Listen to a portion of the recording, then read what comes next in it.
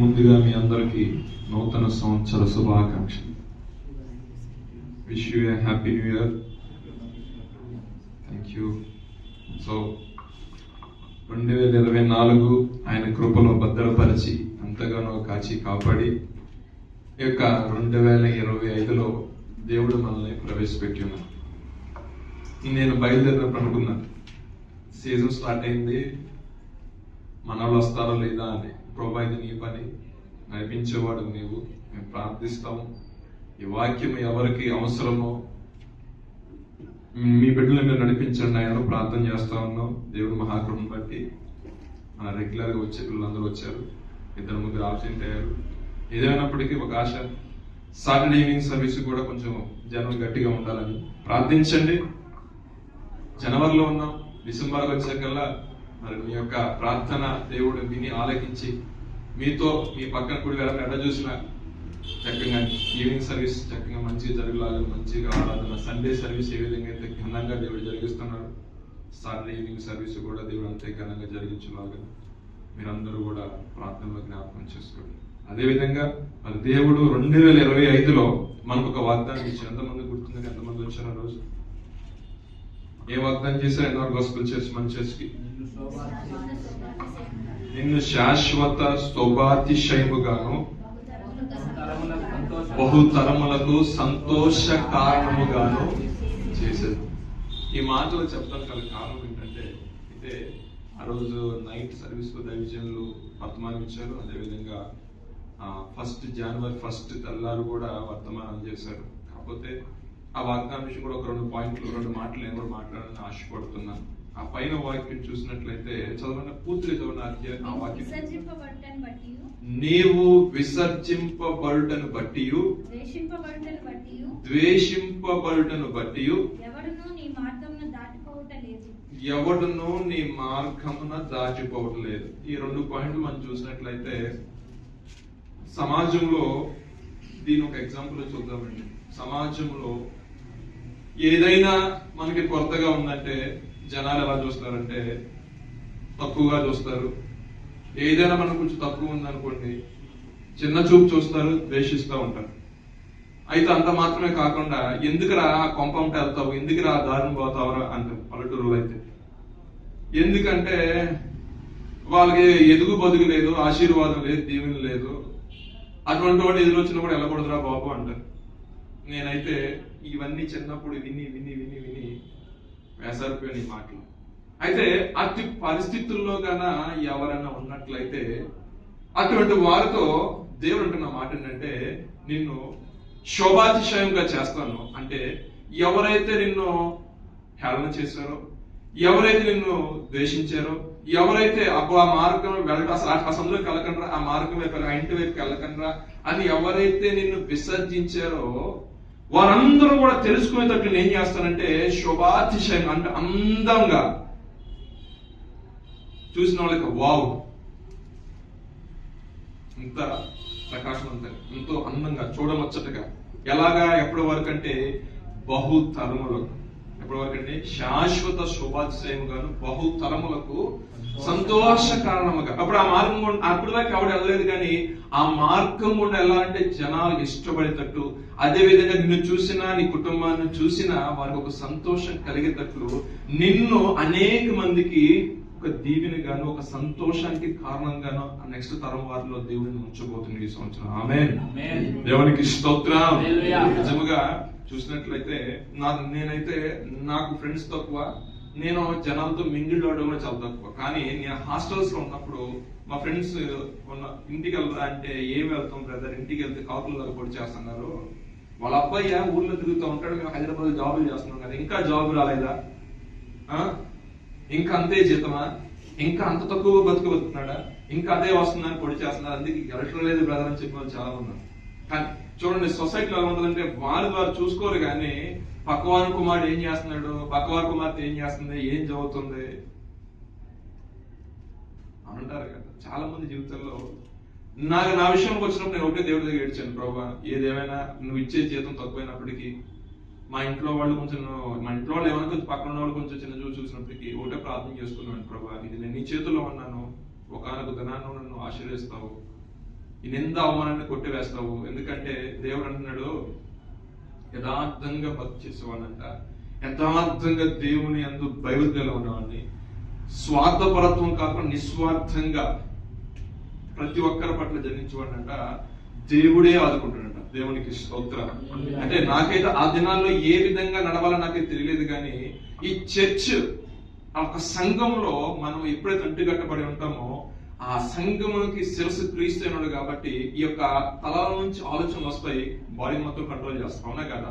అలాగే మనం ఏ నడవాలో, ఏ నడవడికలో అయితే మనకి క్షేమం, ఏ మార్గంలో అయితే మనకి క్షేమమో సంఘం మనకు నేర్పిస్తుంది. దేవునికి స్తోత్రం. అది వరకు ఏదో కొద్దిపాటు ప్రార్థన చేసుకున్నవాడిని మందిరానికి రెగ్యులర్ గా సాటర్డే అయినా, సండే అయినా, ట్యూస్డే అయినా, ఫ్రైడే ఫాస్టింగ్ ప్రేయర్లు అయినా, ఏదేమైనప్పటికీ ప్రభుత్వం కొంచెం ఎక్కువ కాలం గడిపే సమయం దొరికింది నాకు. ఆ జాబ్ రాకముందు ఎక్కువ సమయం గడిపాను దేవుడితో.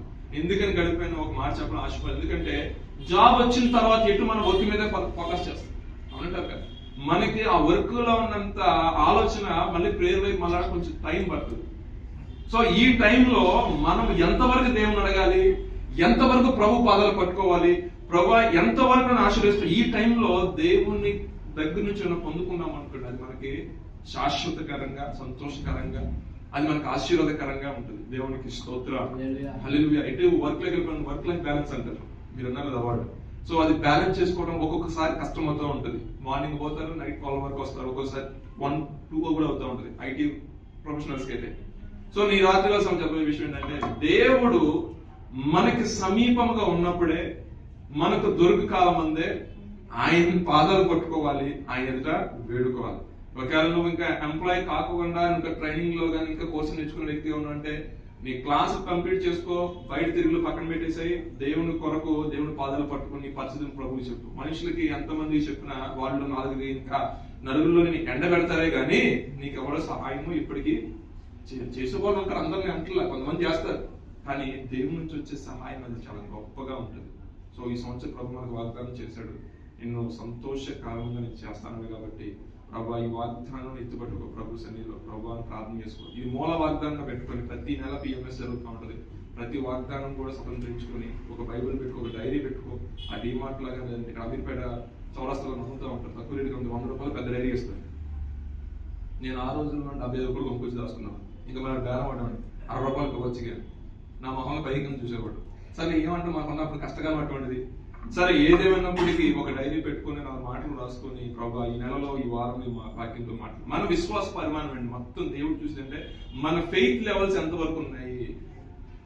ఒకవేళ నువ్వు ఒకటి ఇస్తే ఇది ఎంతవరకు కాపాడుకోగలుగుతాడు, ఒక అధికారాన్ని ఇస్తే ఎంతవరకు దాన్ని నిలబెట్టుకోగలుగుతాడు అని దేవుడు ఖచ్చితంగా చూస్తున్నాడు. ఒక టీమ్ లీడ్ పొజిషన్ మీకు ఇచ్చారనుకోండి, మీరు దాన్ని ఎంతవరకు కాపాడగలుగుతారనేది ఆ మేనేజర్కి ఒక మైండ్ లోకి వస్తే, సో ఈ క్యాండిడేట్ టీమ్ హ్యాండిల్ చేయగలరు, ఈ అప్లికేషన్ డిజైన్ చేయగలరు, ఈ అప్లికేషన్ బిజినెస్ తో మాట్లాడగలరు అన్న ఆలోచన ఆ మేనేజర్కి వచ్చింది అనుకోండి, నేను అనేకమైన వాటి మీద ఆయన ఏం చేస్తారంటే అధికారిగా నియమిస్తాను. అసలు ఆ క్వాలిటీసే నాకు లేకపోయాయి అనుకోండి, ఎప్పుడు చూడో సబార్డినేట్ గానే పని చేసుకోవాలి అంటారు కదా, వాస్తవాలు మాట్లాడతారు. సో మనల్ని దేవుడు సంతోషకరం అంటే అనేకులు మనం చేసే పనులను బట్టి సంతోషకరంగా ఉంచాలి ఈ సంవత్సరం దేవుడు కోరుకుంటున్నాడు. కాబట్టి ఆ రకంగానే మీరు ప్రతి పనిలో నమ్మకంగా చేసుకోండి, పునాదులు వేసుకోండి యవనకాలం ఉన్నప్పుడే. సో ఆ పునాది మీద మీ యొక్క జీవితం కట్టుకున్నప్పుడు క్రీస్తు అనే బండ మీద పునాది మీరు వేసుకున్నారు అనుకోండి, ఆ వాక్యం రాసుకొని ఎక్కువ ఇంట్రెస్ట్ అనేది ప్రభు చూపిస్తే దేవుడు అదే రకమైన ఒక అడుగంట మనం వెళ్ళడానికి ప్రయత్నం చేస్తే మనకు దూరం తగ్గించడానికి మన ప్రభు మనకు ఎదురు వస్తారంటే ఆ దైవజనులు ఎప్పుడైతే మాట చెప్తారు, వారిని ప్రార్థించడం మోకరించరా, 2 చేతులు పైకెత్తు. మోషే 2 చేతులు పైకెత్తు ప్రార్థన చేసినప్పుడంట ఇశ్రాయేల్ గెలిచారంట, తనకు 2 చేతులు కిందించినప్పుడు అమాలేకీయులు గెలిచారంట, అవునా కదా? సో మనము 2 చేతులు ఎత్తి ప్రభు అంటే ఇక నన్ను రక్షించిన నాదుడు నువ్వే, ఇక నువ్వు దొరుకుతున్న ఒక దిక్కు, ఇంకొక సహాయము ఏమీ లేదు, నాకు సహాయకర్తలు నీవే అని ఎప్పుడైతే 2 చేతులు ఆయన చుట్టూ ప్రార్థన చేసాం, ఖచ్చితంగా నీ యొక్క జీవితంలో గొప్ప మార్పులు ఈ సంవత్సరం నువ్వు చూసిదువుగాక. శ్రేష్టమైన వాక్యంలోకి వెళ్దామని మత్తయి సువార్త 25వ అధ్యాయము 14వ వాక్యం. యేసు ప్రభువు వారు సస్యరుడున్న దినాలలో పరలోక రాజ్యం గురించి ఒక మర్మాన్ని ఆయన చెప్పి ఉన్నారు. చదవండి. ఒక మనుషుడు దేశాంతరమునకు ప్రయాణమై తన దాసులను పిలిచి అతడు ఒకనికి 5 తలాంతులను, ఒకనికి 5 తలాంతులను, ఒకనికి 2, ఒకనికి 1 ఎవరి సామర్థ్యం చొప్పున వారికి ఇచ్చి వెంటనే దేశాంతరము పోయెను. 5 తలాంతులు తీసుకొని వాడు వెళ్ళి వాటితో వ్యాపారము చేసి 5 తలాంతులు సంపాదించెను. అలాగుననే 2 తీసుకొనిన వాడు మరి 2 సంపాదించెను. అయితే 1 తలాంతు తీసుకొనిన వాడు వెళ్ళి భూమి త్రవ్వి తన యజమానుని సొమ్ము దాచిపెట్టెను. చాలండి. దేవుడు కూడా కొంతమందికి కొన్ని తలాంతులు ఇస్తారు. ఒకరికి 5 తలాంతులు, ఒకరికి 2 తలాంతులు, ఒకరికి 1 తలాంతు. దేని బట్టి ఇస్తారంటమ్మా? వారి యొక్క సామర్థ్యం బట్టి. ఆ సామర్థ్యం మనలో ఉంది అని ఎవరు గ్రహించాలి? యజమానుడు అనే దేవుడు గ్రహించాలి. ఈ సామర్థ్యం అనేది ఎలా వస్తుంది చెప్పండి, మీ మాటలో చెప్పండి. అవసరం లేదు అంటే మీకు కూడా ఒక ఆలోచన ఇవ్వాలని ఆశపడుతుంది. మీ దృష్టిలో సామర్థ్యం అంటే ఏంటి? క్యాపబిలిటీయా? నీ క్యాపబిలిటీ ఎంతవరకు అని ఏం చెప్తావు? 2 లీటర్ వాటర్ బాటిల్ తాగేస్తానంటే అదే క్యాపబిలిటీ అని చెప్తావా? ఒక్కొక్కరు నేను 1 లీటర్ బాటిల్ తాగాను, 1 లీటర్ హాఫ్ లీటర్ తాగేసరికి అమ్మాయి. కొంతమంది ఫుల్ కిల్లే వాటర్ బాటిల్ మొత్తం చేస్తే చక్కగా తాగేసి కూర్చోడు. రిసర్వ్ వాటర్ బాటిల్ తాగేస్తూ ఉంటారు. జ్యూస్ తాగమని ఆ జ్యూస్ దింపుకొని శుభ్రంగా తాగేసి కూర్చుంటారు. ఒక్కొక్కరు క్యాపబిలిటీ అంటే వానికున్న సామర్థ్యం అది. సో దేవుడు అంట చక్కని చెప్తున్నాడు. ఒక యజమానుడు అంట దేశాంతరం వెళ్తా వాని సామర్థ్యం కొలది ఉన్న ఆస్తిలో, ఆ సంపాదనలో ఒక 5 తలాంతులు, ఒక 2 తలాంతులు, ఒక 1 తలాంతు ఇచ్చాడు. 5 తలాంతులు ఇచ్చిన వాడు బహుకాలమైన తర్వాత తిరిగి వచ్చినప్పుడంట 5 తలాంతులు ఇచ్చిన వాడు 5 తలాంతులతో వ్యాపారం చేసి 5 సంపాదించాడు. 2 తలాంతులు తీసుకున్న వాడు తనకున్న దాంట్లో నమ్మకంగా చేస్తూ 2కి 2 సంపాదించాడు. కానీ 1 తలాంతు తీసుకున్న వాడు తీసుకెళ్లి భూములు దాచిపెట్టాడు. భూములు దాచిన బహుకాలమైన తర్వాత యజమాని తిరిగి వచ్చారంట. తిరిగి వచ్చి వాని చొప్పున ఎవరికి ఇచ్చారో అన్ని అప్పచెప్పారు. కానీ 1 తలాంతు వచ్చిన వాడంట, నువ్వు బెత్తన చోట పోయేవాడని, కఠినుడు అని, నేను నీ గురించి ఆలోచించిన ముందే తెలిసాయా, ఇక తీసుకో నీ 1 తలాంతు అని ఆయన మొహం ఎదురు కొట్టాడు తీసి. చాలా మంది జీవితాల్లో ఈ లేఖనం ధ్యానించడానికి కారణం ఏంటంటే, చాలా మంది జీవితాల్లో దేవుడు మనకి ఇచ్చింది కొంచెమైనా దాంట్లో నమ్మకంగా పనిచేసి అప్పచెప్పట్లోనే దీవెన ఉంది. మీకు అర్థమైంది చెప్పేది? ఇచ్చింది కొంచెం తలాంతైనా, ఒకవేళ నువ్వు పాటలో పాడే తలాంతు ఇచ్చాడు అనుకో, ఆ పాటను సిగ్గుపడకూడదు ఎప్పుడు కూడా. 2 తలాంతులు పాటలో పాడే వర్షిప్ చేసే విధానం ఉందనుకోండి, దాని విషయంలో ముందుకు పోవాలి. 5 తలాంతులు పాటలు పాడి వర్షిప్ చేసి, పంగొట్టి, వాక్యం చెప్పి, విశ్వాసుల గృహాలకి వెళ్ళి ప్రార్థన చేసి, విశ్వాసుల కోసం ప్రార్థన చేసి, ఉపవాసం ప్రార్థన చేసి, వాళ్ళ క్షేమ సమాచారం తెలుసుకుని ఇవన్నీ చేసామనుకోండి, దీనికి తగిన ప్రతిఫలం దేవుడు దీనికి ఇస్తాడు. సో మన వ్యక్తిగత జీవితంలో కృపావరాలు అనేకమైన. రోమిలికి రాసిన పత్రిక ఒక మాట చదవండి, 12:6-8 వాక్యాలు. 12:6-8 కృప చొప్పున వేరు కృపావరములు కలిగిన వారమై ఉన్నాము గనుక, వేరు కృపావరములు కలిగిన వారమే ఉన్నాము గనుక, ప్రవచన వరం అయితే విశ్వాస పరిమాణము చొప్పున ప్రవచింతుము. పరిచర్య అయితే పరిచర్యలోను, బోధించువాడైతే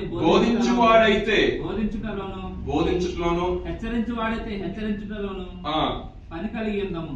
చాలండి, చాలు. ఇవ్వండి 5 తలాంతులు. మళ్ళా చదవనమ్మా. మనకు అనుగ్రహింపబడిన కృప చొప్పున వేరు కృపావరములు కలిగిన వారు, అంటే వేరు తలంతులు గలవారమై ఉండి ఉన్నాము గనుక, ప్రవచన వరమైతే 5 తలాంతులు ఉన్నవాడు అనమాట. ఇది ఇక్కడ ఏమంటే విశ్వాస పరిమాణం అంటే కొంచెం ఎక్కువ సామర్థ్యం, ఎక్కువ కొంచెం బాధ అయినా కష్టమైన, కొంచెం బరువు వేసినా ఇంకొంచెం వేసినా సరే ఆ వ్యక్తి విశ్వాస పరిమాణం ఉండగలడు, ఆ బ్యాలెన్స్ చేసుకోగలడు అనుకోండి. మన టీం లీడర్ మనకున్న వాళ్ళు ఎగ్జామ్ అని చెప్తే అందరూ గవర్నర్స్ కూడా చెప్తున్నమాట. సో ఏదైనా మనం కొంచెం పని మనం కొంచెం భారంగా చేయాలన్నప్పుడు భీమరావు అని కప్ చెప్పండి అబ్బాయి అనుకో, ఆయన 2-3 పనులు 4 పనులు పెట్టిన ఆయన ఏంటంటే ఏదో రకంగా చేసుకోవద్దని నమ్మకం మాకు కలిగింది అనుకోండి, అన్ని ఆయన మీద పెడతాం.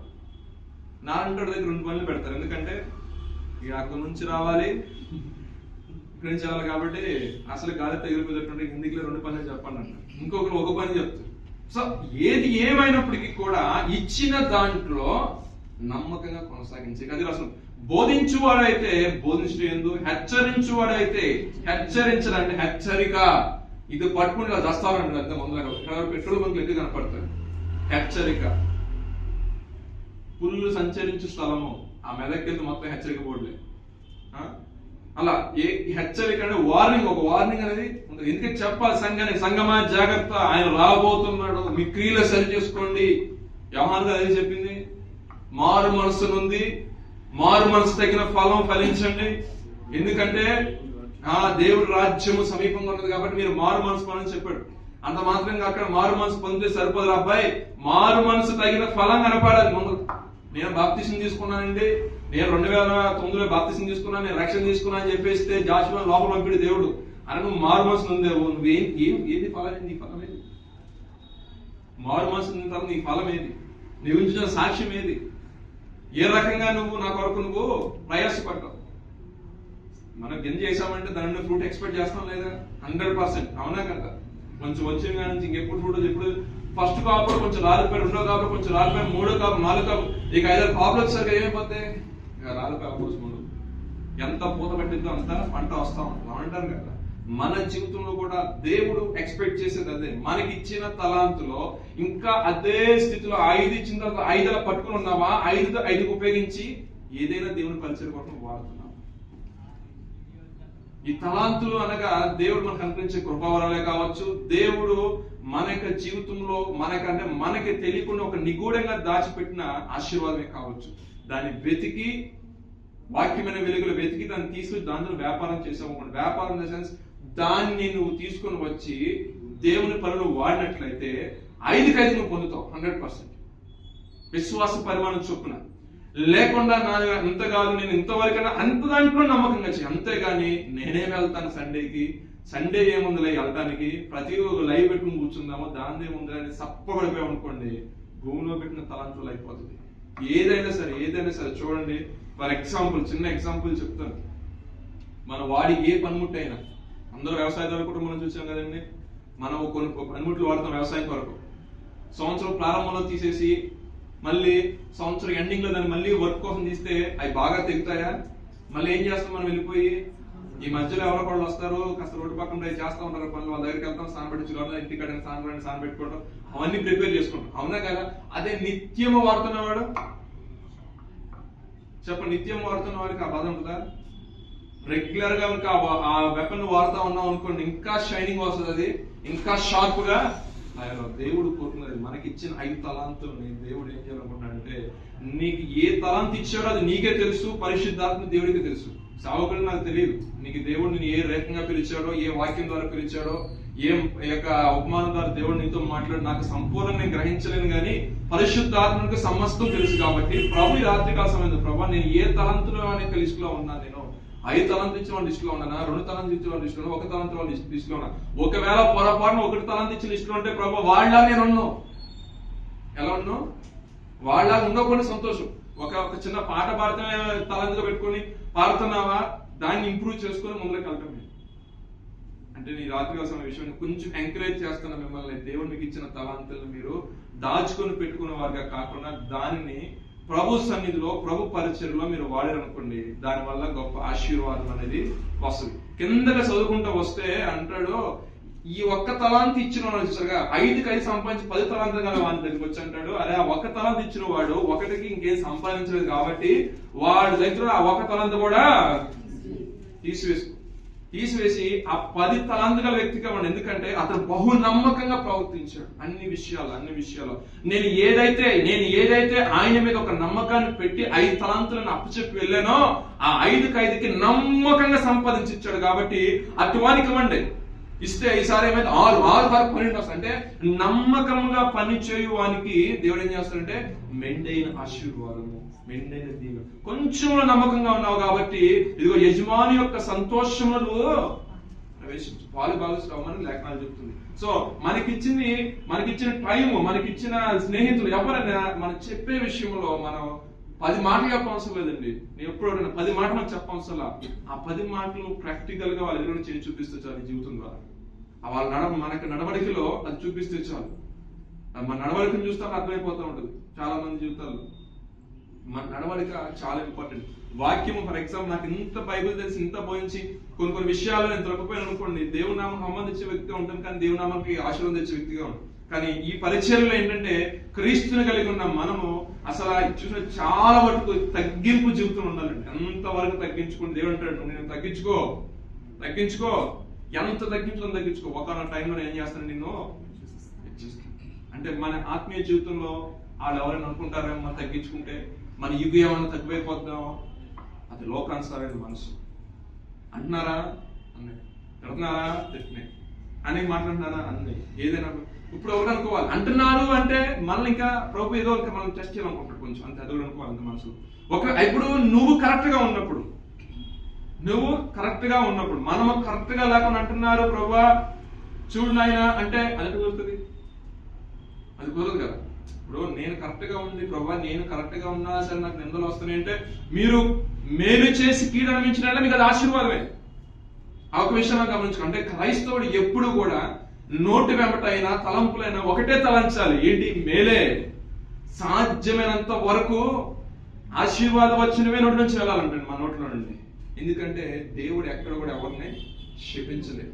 దేవుడు ప్రేమమయుడు కాబట్టి, ప్రేమనే కోరుకుంటాడు కాబట్టి మన ఇతరులు మనకు కొంచెం వ్యతిరేకంగా ఉన్నప్పటికీ కూడా మన మనస్సాక్షి నిమిత్తము మనస్సాక్షిని చూస్తున్న దేవుడు మనకి ఆ రకంగా తీర్పు తీరుస్తారు. కాబట్టి దేవుని యొక్క భయమును బట్టి మనం ఏం చేయాలంటే ఎదుటివాడిని ప్రేమించాలి. ఎందుకంటే మనకి కోపాలు వస్తాయి, మనకు వాళ్ళు చేసే పనులు కానీ మనం చూస్తుంటే లోపల బీపీ అలా వెళ్తున్నా మనం ఏంటంటే శరీరాన్ని మనస్తాను అవతల పో ఆత్మానుసారంగా ప్రేమ కలిగి ఉండాలి కదా. దేవుడు వాక్యం చెప్తుంది కదా, ప్రార్థిద్దాం.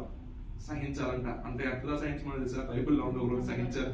నాకు ఇలా వస్తున్నాయి ప్రభు ఒకదాని ఉంటే ఇది ఏంటి ఆయన అసలు ఎంత సహించాలంటే అంత మటుకు సహించిన వాడు మాత్రం అక్కడికి వెళ్తాను. అమ్మ ఇవ్వండి, నేను చచ్చినంత వరకు మొత్తం సహిస్తూ ఉండాలి ఏదైనా సరే. మీకు అర్థమైందా? అంత మట్టుకు సహించిన వాడు మాత్రమే పరలోకం అడుగు పెడతాను క్లియర్ రాశారంట.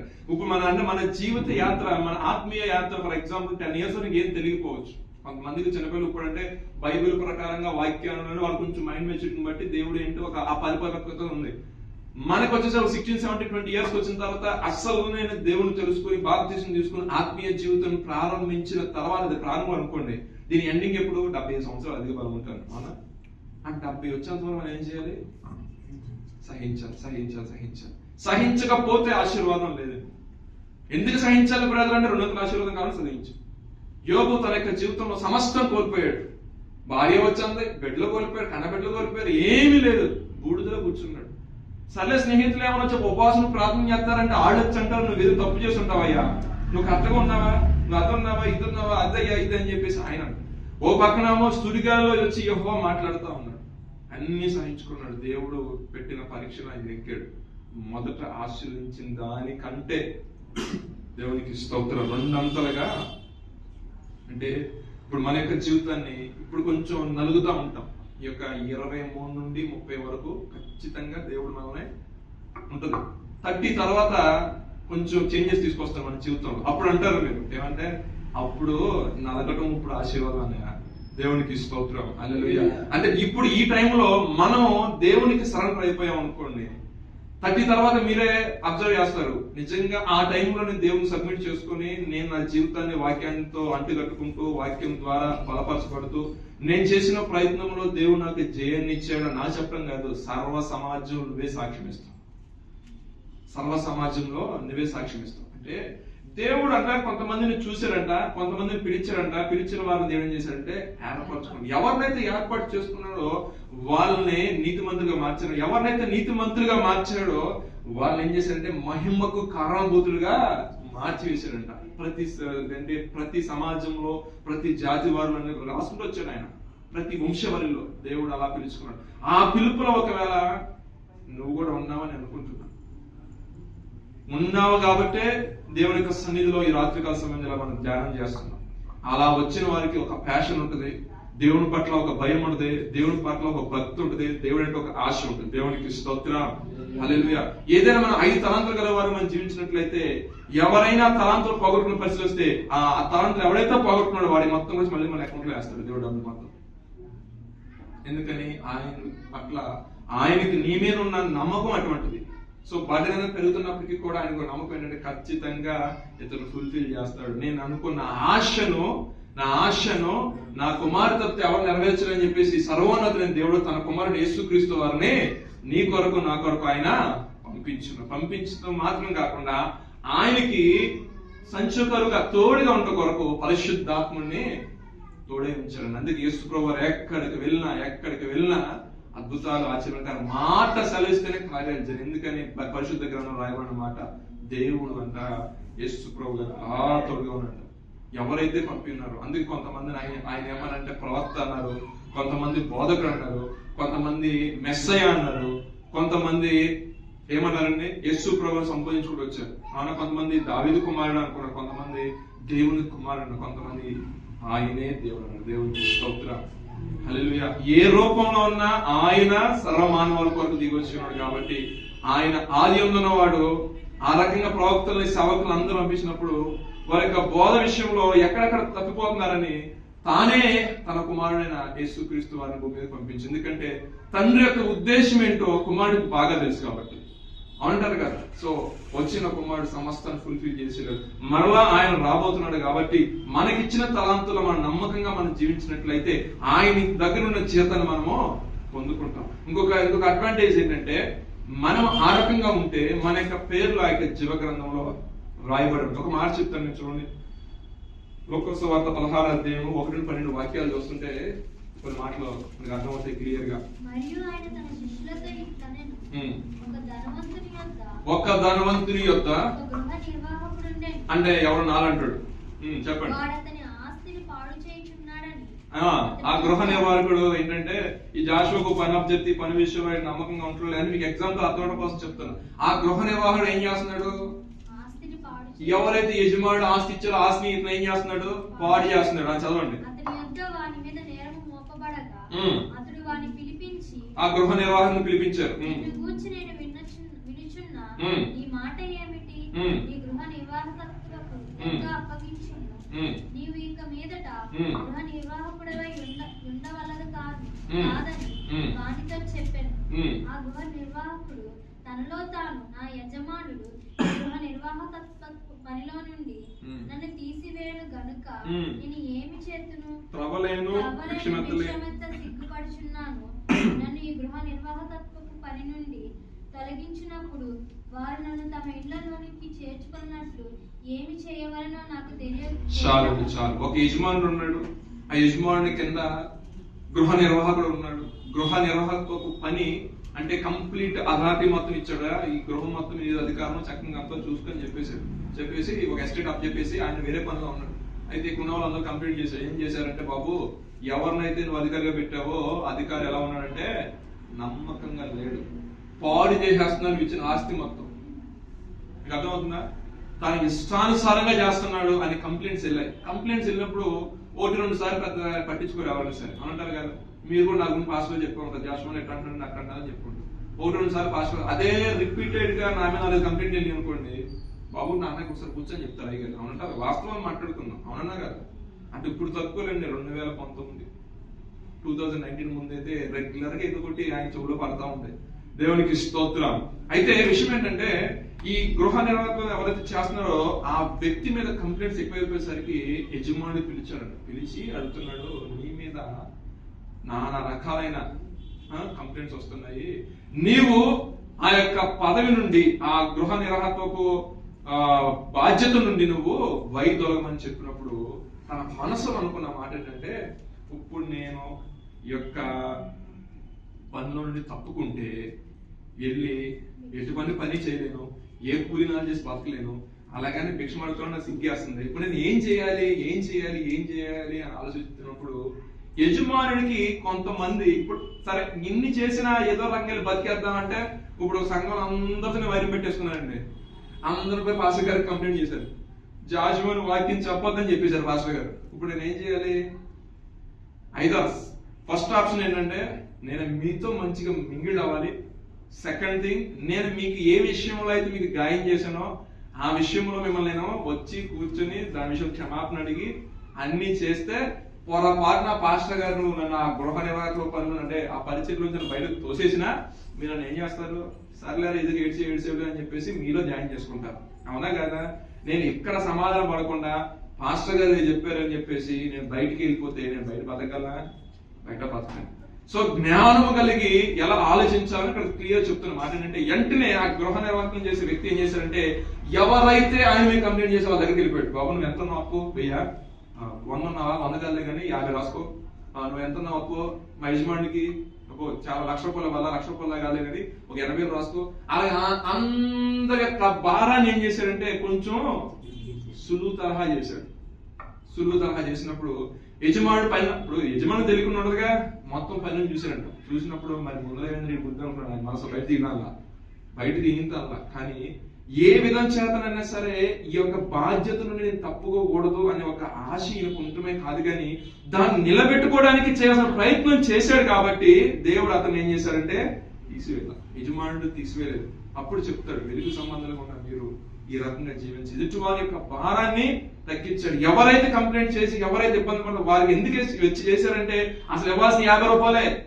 మనోడు ఎంత రాస్తున్నాడు ఇక్కడ? ₹100 ₹150 రాస్తున్నాడు. దానివల్ల ఎవరికైనా బాధ అనిపించింది కదా. ప్రభు కూడా ఒక్కొక్కసారి మీకే కాదు మాకు కూడా కొన్ని పరిశీలన చేయడానికి మాకు కూడా కొన్ని పరీక్షలు పెడతా ఉంటారు. ఆ విషయంలో కానీ మేము పడిపోయాం అనుకోండి, అది ఆశీర్వాదం కాదు. అందుకే సాతాను గారు కూడా ఏంటంటే, ఏర్పాటులో ఉన్న వారిని సైతం కూడా, అంటే దేవుడి చిత్తంలో దేవుని ఏర్పాటులో దేవుని చేత పిలువబడిన విశ్వాసమే నీకే కావచ్చు, పడేస్తున్న నాకైనా కావచ్చు, వాడి ఏం చేస్తాడంటే ఒక వల వేస్తా ఉంటాడు. పడతాడా లేదా చూడండి, గేలాలను పట్టుకెళ్తారు చేపలు పట్టేవాడు. మనం చాలా చూస్తూ ఉంటాం. షిప్స్ మీద వెళ్ళినా మన చేపలు పట్టేవాళ్ళు ఏం చెప్తారు, మాక్సిమం వల వేస్తారు. అవునా కదా? ఆ వల్ల చిన్న చేపలు మొత్తం కూడా ఏమైపోతే మన ప్లేట్లోకి ఆహారంగా వచ్చేస్తూ ఉంటాయి. అవునా కదా? ఆ వల్ల పడకుండా మనం ఉండాలి. అపవాదిగాడు చేసేది ఏంటంటే ఏదో ఒక ఎరేస్తాడు. ఆ ఎర ఎలా ఉంటుందంటే అది నువ్విచ్చే ఆలోచనే, పనికిమాల ఆలోచన. నువ్వు ఎక్కువ దేని గురించి ఎక్కువ ఆలోచిస్తున్నా దాన్ని ఎక్కువ తీసుకొస్తాను ముందుకి. ఇక నువ్వు దొరుకుతున్నావు కదా వాడికి. అవునా కదా? ఆ దొరికిన టైంలో వాడు పట్టుకుంటాడు, లాగుతాడంట. ఆ లాగినప్పుడు ఆ చేప గేలం పట్టినప్పుడు లాగినప్పుడు ఉంటుంది అన్నది లోపల ఉంటుంది కదా, ఏమంటుంది చేప ముక్కు ఉంటుంది కదా, ముక్కు లాగినప్పుడు అది ఎంత చీరుకుపోతుంది, దానికి ఎంత బాధ అనిపిస్తుంది. టప టప టప కొట్టుకుంటుంది బొట్టిని పడిన తర్వాత. మనము చక్కని శ్రేష్టమైన సర్వ సమృద్ధి గల ప్రదేశంలో ఉన్నాము. ఏదో ఎర కనపడింది కదా అని చెప్పేసి వాడు వేస్తాడు, ఏదో కూడా వేస్తాడు. మనకి లోకానుసారంగా వెళ్ళే విషయంలో కావచ్చు, లేదంటే ఆస్తుల పరంగా కావచ్చు, లేదంటే కొత్త కొత్త విషయాలు మనకి ప్రతి ఒక్కరికి మానక ప్రతి ఒక్కరికి ఒక కోరిక, ఒక ఆశ ఉంటుంది. అది ఎలా ఉండకూడదంటే విగ్రహార్థంగా ఉండకూడదని బైబిల్ చెప్తుంది. నీ ఆశ ఏమైపోకూడదంటే ఒక విగ్రహం అయిపోకూడదు నీ జీవితంలో. అది ఏమైపోతుంది, దాని గురించి ఎక్కువ ఆలోచించాలి. ఏమైతే ఒక విగ్రహం తయారు, దాన్ని ఆరాధించడం మొదలవుతూ ఉంటుంది. కొంతమందికి ఉంటుంది, నేను ఇలా ఉండాలి, అలా ఉండాలి, అలా ఉండాలి. అలా కాదు. దేవా నీ చిత్తంలో ఎలా ఉండాలి, నువ్వు ఆశపడుతున్నావు, అది నేను కోరుకుంటున్నాను. నేను కొంతమంది ఫస్ట్ చాలా మంది ఎంఎన్సీలో జాబ్, ఎంఎన్సీ కాదు, నువ్వు నీ చిత్తంలో నాకు సీట్ కావాలి, చాలా చిన్న బాగా నాకు చిన్న ప్లేస్ ఏం చాలు ప్రభు, ఆ డెసిగ్నేషన్ పడే చాలు, నాకు జీతం ఇచ్చినా ఓపెన్ అవ్వాలా, దాన్ని కూర్చోబెట్టు దాంట్లో చాలు. కనీసం వర్క్ అని వచ్చింది కదా ప్రభు, ₹1,750 వెళ్ళింది దేవుడు మహాకృపను బట్టి స్టార్టింగ్ శాలరీ. నేను మళ్ళీ చెప్పుకోవడం సిగ్గుపడ్డ ఆ విషయంలో. ఎందుకంటే దేవుడు నేను లేదు, నాకు ఇన్ఫోసిసే కావాలి, లేదు నాకు టీసీఎస్ఏ కావాలి, నాకు విప్రో కావాలంటే నేను అక్కడే కూర్చొని అలాగే చేస్తూ ఉంటాను. ఎందుకంటే వాళ్ళ కాంపిటేటివ్ ఎగ్జామ్స్ వాళ్ళు భయంకరంగా ఉంటాయి. దేవుడు ఒక సంవత్సరం దాంట్లో నడిపి దీంట్లో నడిపి తీసుకెళ్ళి దాంట్లో పడి ఏదో నడిపించుకుంటా పోతున్నాడు దేవుడు. చెప్తున్నా మామూలుగా. అంటే మన యొక్క జీవితంలో కంప్లీట్ గా దేవుని యొక్క చిత్తానికి ఒప్పుకున్నప్పుడు మన జీవితంలో ఏముంటుందంటే ఆశీర్వాదం ఉంటుంది. ఆ గృహ నిర్వాహకంగా ఉన్న వ్యక్తి ఏదైనా కొంచెం పొరపాటు చేసినప్పుడు వెంటనే తను ఏం చేశాడు, సరి చేసుకున్నాడండి. సరి చేసుకుంటాం వలన తన యొక్క జీవితం ఆశీర్వాదం అనేది నిలిచింది. మనం సరి చేసుకోపోయాం అనుకోండి, మన యొక్క జీవితం ఆశీర్వాదం అనేది అన్నిటికీ నిలబడి. కింద చదువుతామండి, 2వ రాజుల గురించి ఒక మాట చెప్పి ఆశపడుతున్నాం. ఫస్ట్ పాయింట్ అయిపోయింది. సెకండ్ పాయింట్ కింద చదువుతాము. మత్తయి సువార్త 25:31 ఒకసారి చదవండి. అదే తన మహిమతో మనుష్య కుమారుడు ఆయనతో కూడా సమస్త దూతలను వచ్చినప్పుడు ఆయన తన మహిమగల సింహాసనము మీద ఆసీనుడై ఉండెను. అప్పుడు సమస్త జనములు ఆయన ఎదుట పోగు చేయబడుదురు. గొల్లవాడి మేకలలో నుండి గొర్రెలను వేరుపరచినట్లు ఆయన వారిని వేరుపరిచి తన కుడివైపున గొర్రెలను ఎడమవైపున మేకలను నిలువబెట్టెను. అప్పుడు రాజు తన కుడివైపున ఉన్న వారిని చూచి, నా తండ్రి చేత ఆశీర్వదింపబడిన వారులారా రండి, లోకము పుట్టినది మొదలు మొదలుకొని ఉమ్. మీ కొరకు సిద్ధపరచబడిన రాజ్యమును స్వతంత్రించుకోండి. నేను ఆకలి కొంటిని, మీరు నాకు భోజనం పెట్టిదిరి, దప్పికొంటి నాకు దాహం ఇచ్చి, పరదేశిన ఇంటి నన్ను చేర్చుకుంటే, దిగంబర ఇంటి నాకు బట్టలు ఇచ్చిదిరి, రోగిన ఇంటి నన్ను చూడవచ్చిదిరి, చెరసాలలో ఉంటే నేను ఎద్దకు వచ్చిదని చెప్పాను. అందుకు నీతిమంతులు, ప్రభువా ఇవన్నీ మీకు ఎప్పుడు చేసావంటే నీవు దప్పికొని చాలా చూసినట్లయితే మీరు ఒక్కరు చేస్తారు నాకు చేసినట్టు అన్నాడు ఆయన. సింపుల్ గా అంటారు కదా, చూసినట్లయితే ఆయన రాకడ గురించి ఒక మర్మం.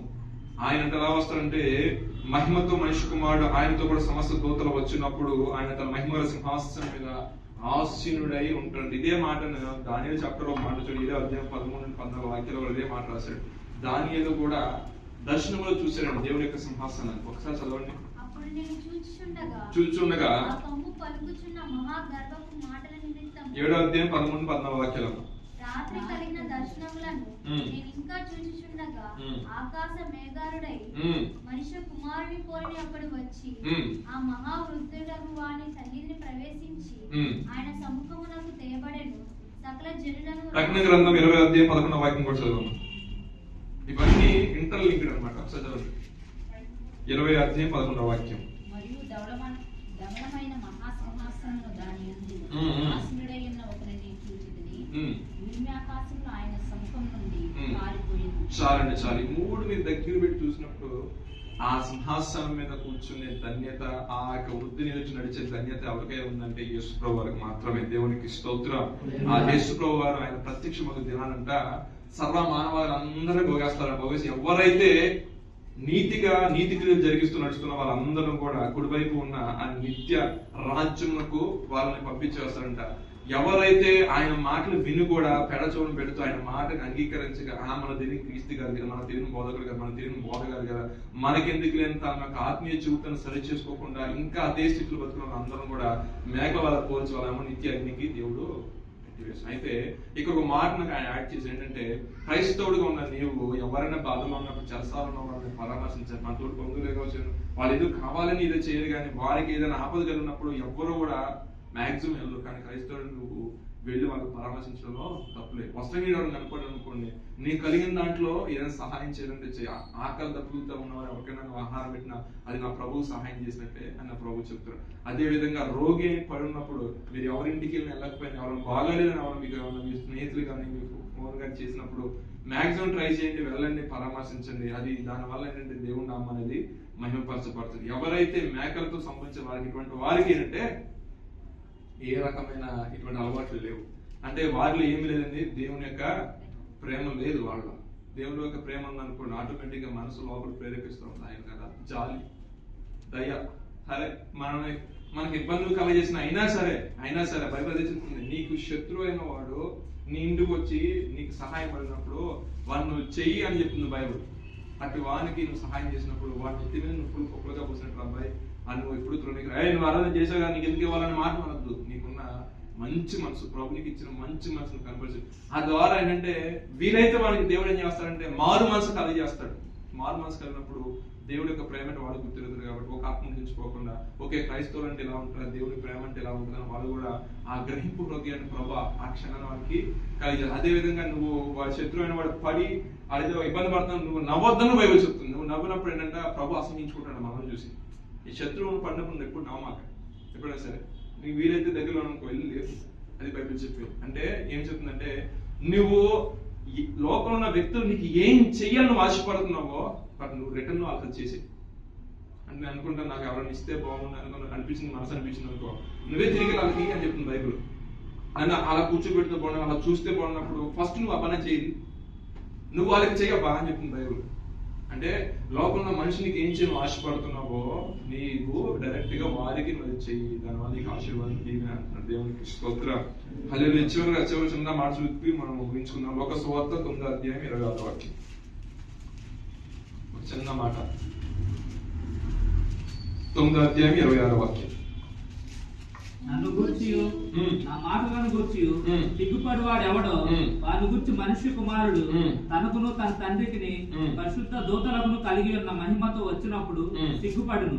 ఇక్కడ నిల్చున్న వారిలో చూడండి, నన్ను గురించి నా మాటలను గురించి సిగ్గుపడి వాడు ఎవడో వాని గురించి మనిషి కుమారుడు తన తండ్రి పరిశుద్ధ దూతలు కలిగి ఉన్న మహిమతో వచ్చినప్పుడు ఎవరైతే అంటే క్రీస్తు గురించి మాట్లాడకుండా సిగ్గుగా ఫీల్ అవుతారు, యేసుక్రీస్తు నమ్మకాన్ని చెప్పడం కొంచెం బాధగా ఫీల్ అవుతున్నారు. ఎవరైతే అటువంటి వారు కొంచెం వెనక చేసుకుంటూ ఇంకా అదే విధంగా బయటికి చెప్పుకోలేక ఏమని అనుకుంటారా అని బాధపడేవాడు సిగ్గుపడుతుంటారు కొంతమంది. అటువంటి వారంట దేవుడు సింహాసనం, దేవుడు ప్రభు దిగి వచ్చినప్పుడు పరిశుద్ధులతో తండ్రి వద్దకు వెళ్తున్నప్పుడు అంట అట్టి వ్యక్తి సిగ్గుపడదు. ఎందుకంటే అట్టి వ్యక్తి దేవుడి రాజ్యం అన్నిటికీ ఉంటాడు. అందుకని శ్రేష్టంగా ఉంది, నువ్వు క్రీస్తును కలిగి ఉన్నావంటే నువ్వు సమస్తాన్ని కలిగి ఉన్నట్టు, నువ్వు క్రీస్తును కలిగి ఉన్నావంటే నువ్వు పరిశుద్ధతను కలిగి ఉన్నట్లు, నువ్వు క్రీస్తును కలిగి ఉన్నావంటే నీ యొక్క లైఫ్ స్టైల్లో నువ్వు ఒక చేంజ్ నువ్వు ఆల్రెడీ స్టార్ట్ చేసినట్టే.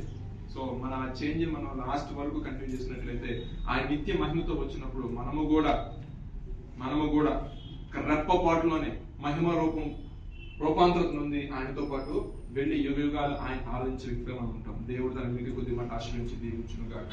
రేపటి దినాన మనకి బలార్థం కార్యక్రమం ఉంది కాబట్టి మీరు అపరిశుద్ధమైన బలం తీసుకుపోయేటట్లయితే దయచేసి కొన్ని నిమిషాల పాటు మీరు ప్రార్థన చేసుకోండి. ప్రభావ యోగ్యంగా మార్చండి. ప్రభావ కొత్త సంవత్సరం నూతన నెలలో ప్రభావ పరిశుద్ధమైన బలాన్ని సమీపిస్తుండగా ఏదైనా అయోగ్యకరమైన క్రియలు నా నుండి తొలగించని గృహ యజమానుడిగా ఉంచిన వ్యక్తి పొరపాటు చేసిన యజమాని దృష్టికి వచ్చినప్పుడు యజమాని గద్దించే సమయంలో తనకై తాను ఒక నిర్ణయం తీసుకున్న విషయం ఏంటంటే కొద్దిపాటు ఉపశమనం తిన్న వారికి యజమాని దగ్గర అప్పు చేసిన వారికి సాయం చేద్దాం, ఉన్నతులకు సాయం చేద్దాం అనుకున్నప్పుడు తన యొక్క మిక్కిలి తెలివిగా జ్ఞానం గల పనిని బట్టి యజమానుడు సంతోషించి తన యొక్క బాధ్యతలను తను తొలగించకుండా దేవుడు కృప చూపించి మళ్ళా అదే పదంలో కొనసాగించినట్లుగా నీ యొక్క వ్యక్తిగత జీవితంలో ఏమైనా నువ్వు చేసిన క్రియలను బట్టి ఏదైనా దోషమును బట్టి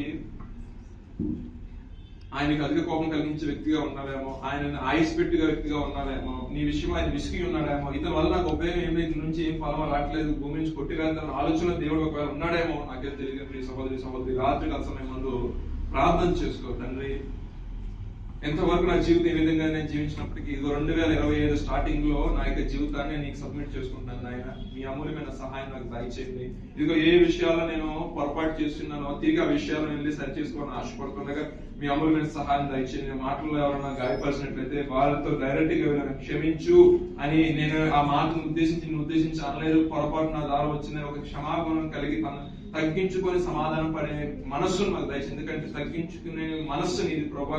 అయా పొందబోవు అయా అతని ఆనందము కొరకై అయా ప్రస్తుత కాలం ముందు అవమానాన్ని నిర్లక్ష్యం పెట్టిన గొప్ప దేవుడు తండ్రి. అయా నీ యొక్క ఆశీర్వాదం పొందుకునే మేము మనుషులతో ఏదైనా పొరపాటుగా ఏమన్నా నోరు జారి మాట్లాడినట్లయితే దాని విషయంలో అయా క్షమించు అని ఒక మాటను మేము వాటని మేము సిగ్గుపడకుండా నిన్ను బట్టి మేము వెళ్ళి ప్రభా అయా నా తండ్రి కుదిరితే ప్రభా నా తండ్రి ఫోన్ చేసైనా సరే ఇక పొరపాటు జరిగింది.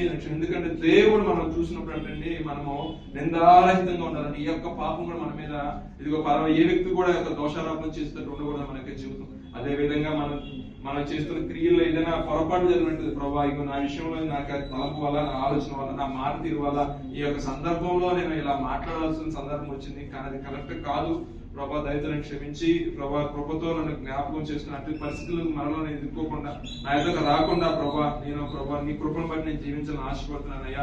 5 తలాంతుల గల వ్యక్తి ఏ విధంగా అయితే 5 సంపాదించి నీ సన్నిధిలో అయ్యా నా తండ్రి ప్రభా నీకు సంతోషంలో ప్రవేశించి ఉన్నాడు, ఆ రకంగానే నువ్వు నాకు అనుగ్రహించిన తలాంతులు ప్రభా కుటుంబ వ్యవస్థ విషయంలో కావచ్చు, ఉద్యోగం విషయంలో కావచ్చు అయ్యా నా తండ్రి చేస్తున్న జీవన వ్యాపార సంబంధమైన వ్యాపారంలో కావచ్చు, పరిచర్యలో కావచ్చు ప్రభా, సంఘ పరిచర్యలో కావచ్చు, ఏ విషయమైనా సరే అన్నిటి విషయంలో నమ్మకంగా కొనసాగినట్లు అయా నా తండ్రి ప్రభా అయా నా తండ్రి నీ నా మహిమకాలంగా నేను జీవించి ఇగో నీ రాజ్యంతో వచ్చినప్పుడు అని మీరు చూసినప్పుడు ప్రభా ఈ 5 సంపాదించిన వ్యక్తి వారి నుండి నీ బలా నమ్మకమైన మంచి దాసుడా అనిపించుకున్నట్లుగా మా యొక్క జీవితంలో మీరు కార్యం జరిగించండి అయా 2 తీసుకున్న అతను 2 సంపాదించుకున్న అతను కూడా యొక్క సంతోషంలో పాలుభాగస్తుడు. కానీ 1 తీసుకున్న వ్యక్తి అయా నా తండ్రి ప్రభా అయా కఠినమైన మాటలు మాట్లాడుతూ ఇదిగో నేను తీసుకో అని ప్రభా నా తండ్రి ముఖం దాన్ని పెట్టి ఉన్నప్పుడు ప్రభా అయా నా తండ్రి వ్యక్తిని ప్రభా నా తండ్రి చీకట్లో వేయమన్నావు ప్రభా అయా 2 కాళ్ళు చేతులు కట్టి చీకట్లో పడవేమన్నావు. ఆ ఏదైతే 1 ఉందో అయా 5 సంపాదించి 10 తలాంతు గల వ్యక్తిగా 1 తీసుకుని వెళ్ళమన్నావు ప్రభా. తండ్రి ఒకవేళ నా యొక్క జీవితంలో మీరు 1 తలాంతు ఇచ్చినట్లయితే ఆయా 1 తలాంతులు గోతులో పెట్టిన వ్యక్తి వల్లే కాకుండా ప్రభా ఆ 1 తలాంతు విషయంలో నమ్మకంగా నేను ప్రభా కొనసాగినట్లు అది ఆత్మ ప్రయాణం నుంచి ప్రవచనాత్మకమైన వరమే కావచ్చు ప్రభా, బోధించే విషయమే కావచ్చు, హెచ్చరించే విషయమే కావచ్చు, సువార్త పనే కావచ్చు, అయినా ఆయా సంఘంలో ప్రభా చేసే పరిచయం ఏదైనా కావచ్చు ప్రభా, సంఘ క్షేమాభివృద్ధి విషయంలో చేసే ప్రార్థనే కావచ్చు ప్రభా, సేవకుల కుటుంబాల విషయంలో కావచ్చు ప్రభా, సకల పరిశుద్ధి గురించి కావచ్చు ప్రభా, అనేక సంఘాల గురించి కావచ్చు ప్రభా, దేశం గురించి కావచ్చు ప్రభా, రక్షణ గురించి కావచ్చు ప్రభా, నా దేశ రక్షణ గురించే కావచ్చు ప్రభా, అయా నా తండ్రి న్యాయాధిపతుల గురించే కావచ్చు ప్రభా, నాయకుల గురించే కావచ్చు ప్రభా, అయా నా తండ్రి నా కుటుంబంలో ఉన్న వ్యక్తుల గురించే కావచ్చు ప్రభా, అది ఒక్క తలాంత్ అయితే ఆ తలాంత్ నేను ప్రభా అయా భూములు పెట్టే వ్యక్తులు కాకుండా నమ్మకంగా కొంత సమయం కేటాయించి ప్రభా దాని విషయంలో ప్రభా కన్నీరు కారుస్తూ ప్రార్థన చేసినట్లయితే ప్రభా ఆ యొక్క విత్తనం ప్రభా మొలకెత్తినప్పుడు ప్రభా ఫలించినప్పుడు ప్రభా అయా అనేక మందికి ఆశీర్వాదకరంగా, అనేక మంది ఆకాశ పక్షులకు, అనేక మందికి జీవనాధారకరంగా ఉన్నట్లుగా అయా నా తండ్రి ఆ ఒక్క తలాంత్ విషయం, ఆ ఒక్క విత్తనం విషయంలో అయినా సరే నమ్మకంగా జీవించే కృప నాకు దయచేయ ప్రభా. ఏ విధంగా అయితే ఒక తలాంత్ గల వ్యక్తి ఏ విధంగా అయితే ప్రభా నష్టం, ఆ విధంగా కాకుండా ప్రభా నువ్వు అనుగ్రహించిన దాన్ని బట్టి ప్రభా నేను ఒకటి సంపాదించిన వారు 2 సంపాదించగలరు ప్రభా, 5 సంపాదించి పరిచయం ప్రభా అయా వాడబడ నా ఆత్మీయ జీవితంలో నా తర్వాత ప్రభా ఈ నెల మీ సంవత్సరం వాగ్దానం చేసే బహు తరములకు సంతోష కారణంగా నేను చేస్తానన్నా ప్రభా. ఎన్ని తలంతులు ఇచ్చావో ప్రభా, అన్ని ఎరిగిన దేవుడు నీవే ప్రభా నా తండ్రి. అయా నా తండ్రి ఎలీషా అంటారు, అయా నా తండ్రి 2 పాలు ఆత్మ నాకు అని అడిగినప్పుడు ప్రభా నా తండ్రి ఏలి అంటారు నన్ను చూసినప్పుడు ఖచ్చితంగా వస్తున్నప్పుడు ప్రభా అయా గొప్పగా ప్రభా విశ్వాసంతో కనిపెట్టినప్పుడు నాయన నా తండ్రి అగ్ని రథాల ద్వారా ఆయన కలుపబడుతున్నప్పుడు చూసినాడు ప్రభా నా తండ్రి అని ఏడ్చున్నాడు ప్రభా. అయ్యా 2 పాలు ఆత్మను పొందుకున్నాడు ప్రభా. గొప్ప కార్యం జరిగించే దేవుడు. ఇప్పుడు ఇక్కడ ఉన్న వారికి ప్రభా అయా కొలత లేని ఆత్మని ఇస్తాను ప్రభా, కొలత లేని ఆత్మ కుమ్మరింపిస్తాను ప్రభా. అయా విశ్వసించిన వారందరూ ఎలా వారి విశ్వాస పరిమాణం చొప్పున ప్రవచించే వరాన్ని కూడా ఇస్తాను ప్రభా. నా తండ్రి సంఘము అట్టి వారు లేచుదురు గాక మేము ప్రార్థిస్తున్నాం.